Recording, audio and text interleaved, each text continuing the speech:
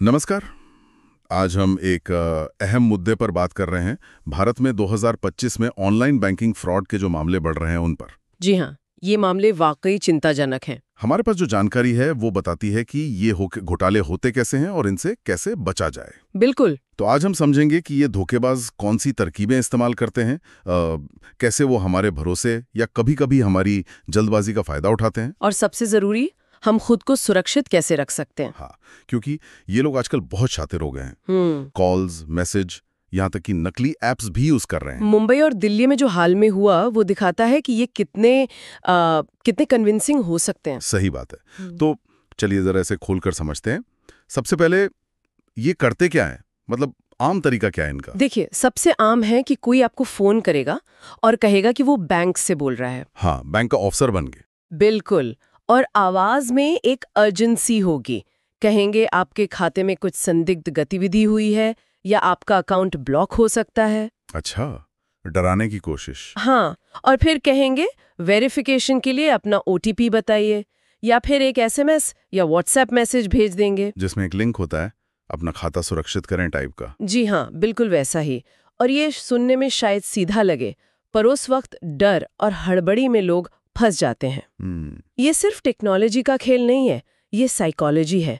वो आपकी घबराहट का फायदा उठाते हैं। तो इन लिंक्स पे क्लिक करने से या ओटीपी देने से होता क्या है, मतलब खतरा कितना बड़ा है? खतरा बहुत बड़ा है।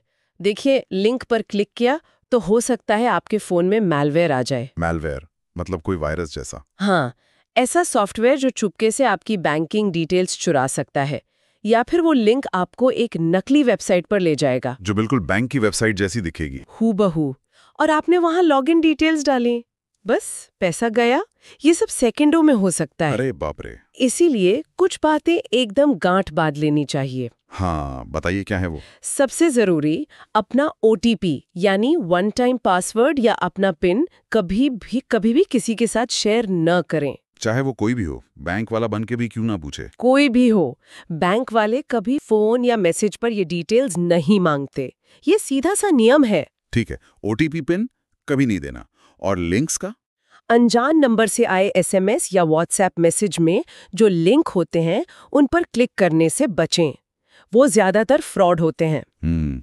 और आजकल हर बैंक का ऐप होता है, उनका क्या? हाँ, ये अच्छा सवाल है। बैंक का ऐप डाउनलोड करना हो तो हमेशा ऑफिशियल स्टोर से करें। मतलब गूगल प्ले स्टोर या एप्पल का ऐप स्टोर? जी हाँ, किसी अनजान लिंक से या थर्ड पार्टी वेबसाइट से बिल्कुल नहीं, उनमें खतरा हो सकता है। और अगर कोई फोन करके पर्सनल जानकारी मांगे तो? शक करें, हमेशा शक करें। अगर कोई फोन करके नाम, पता, जन्म तारीख या अकाउंट नंबर जैसी चीजें पूछ रहा है तो सावधान हो जाएं।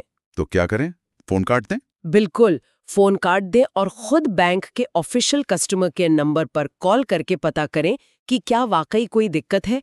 ये छोटा सा कदम आपको बचा सकता है। ये तो हुई वो बातें जो नहीं करनी है, लेकिन हम खुद को बचाने के लिए एक्टिवली क्या कर सकते हैं? कुछ तरीके हैं जिनसे हम अपनी सुरक्षा बढ़ा सकें? हाँ, बिल्कुल है। पहला कदम, 2 फैक्टर ऑथेंटिकेशन यानी 2FA जरूर ऑन रखें अपने अकाउंट्स पर। ये वो होता है ना जिसमें पासवर्ड के बाद एक कोड भी डालना पड़ता है? जी हाँ, वही। ये सुरक्षा की एक एक्स्ट्रा लेयर है। इससे हैकर्स के लिए लॉगिन करना बहुत मुश्किल हो जाता है। ओके, 2FA ऑन रखना है। और अपने फोन का सॉफ्टवेयर, ऑपरेटिंग सिस्टम और बैंकिंग एप्स हमेशा अपडेटेड रखें। कंपनियां अक्सर सिक्योरिटी पैच रिलीज करती हैं। अच्छा, अपडेट्स इग्नोर नहीं करने हैं। और अपने खाते पर नजर रखना कितना जरूरी है? बहुत बहुत ज्यादा जरूरी है। नियमित रूप से, मतलब रेगुलरली, अपने बैंक स्टेटमेंट चेक करें। हर ट्रांजैक्शन देखें, छोटा हो या बड़ा। हाँ जी, हर एक।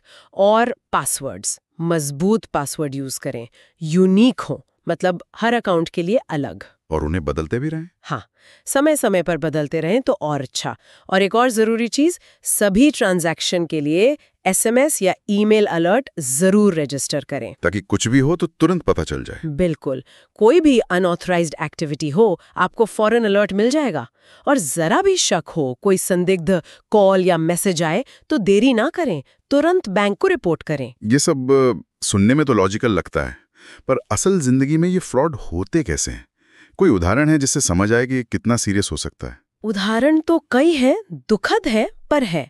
जैसे मुंबई में एक महिला थी, उन्हें कॉल आया, कहा गया कि उनका अकाउंट लॉक हो गया है। ओह। वो घबरा गईं, कॉलर ने कहा, वेरिफिकेशन के लिए OTP बता दीजिए। उन्होंने बता दिया और बस पलक झपकते ही 50,000 रुपए अकाउंट से निकल गए। सिर्फ एक OTP बताने से? हाँ, अगर उन्हें ये पक्का पता होता कि बैंक कभी OTP नहीं मांगता तो शायद वो बच जाते।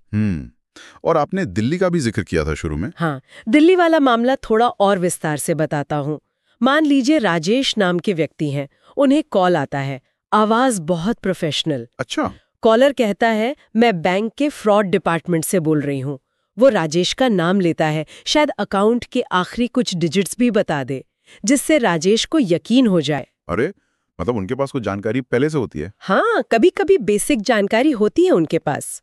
फिर वो कहता है, आपके खाते से अभी अभी एक संदिग्ध ट्रांजैक्शन की कोशिश हुई है, हमें तुरंत आपका खाता सुरक्षित करना होगा। आपके फोन पर एक वेरिफिकेशन कोड आया होगा, वो बताइए। और राजेश शायद पहले से ही फ्रॉड हर्ट्स के बारे में सुन चुके होंगे, तो वो चिंतित हो जाते हैं। उन्हें लगता है कि बैंक उनकी मदद कर रहा है। वो डर और भरोसे के मिले-जुले असर में OTP बता देते हैं। और फिर कुछ ही मिनटों में उनके खाते से अच्छी खासी रकम निकल जाती है। जब तक वो बैंक को कांटेक्ट करते हैं, पैसा कहीं और ट्रांसफर हो चुका होता है। रिकवरी बहुत मुश्किल, लगभग नामुमकिन। ये तो बहुत ही भयानक है। सबक साफ है, कोई कितनी भी जल्दी मचाए, कितना भी भरोसेमंद लगे, OTP कभी नहीं देना है।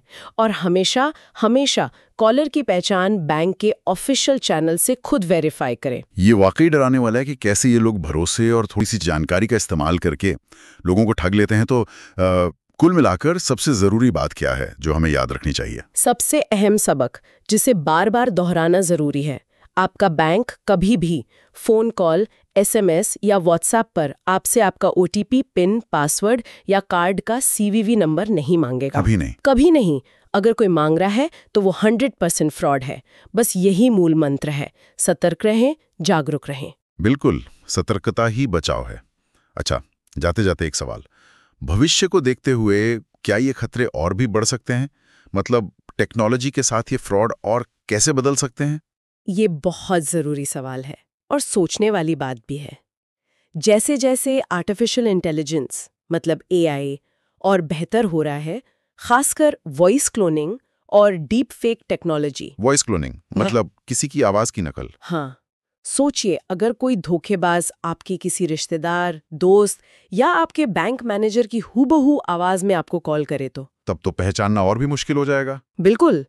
तब शायद सिर्फ OTP वाली सुरक्षा काफी ना हो, हमें शायद सुरक्षा की नई परतें चाहिए होंगी, जैसे बायोमेट्रिक्स, फिंगरप्रिंट या फेस रिकग्निशन, या शायद हमारे बैंकिंग व्यवहार के पैटर्न का विश्लेषण। और शायद हमें अपनी सहज बुद्धि, अपने गट फीलिंग पर और भी ज्यादा भरोसा करना होगा।